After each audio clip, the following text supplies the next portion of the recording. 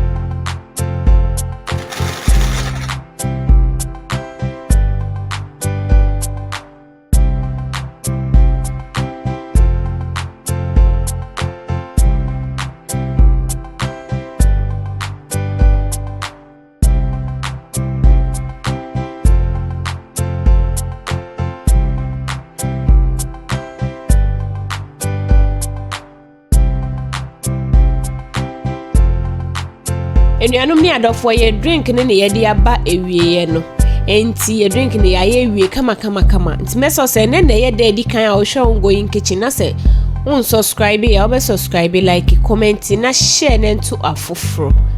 Ye besanso ehye bium. Bye bye.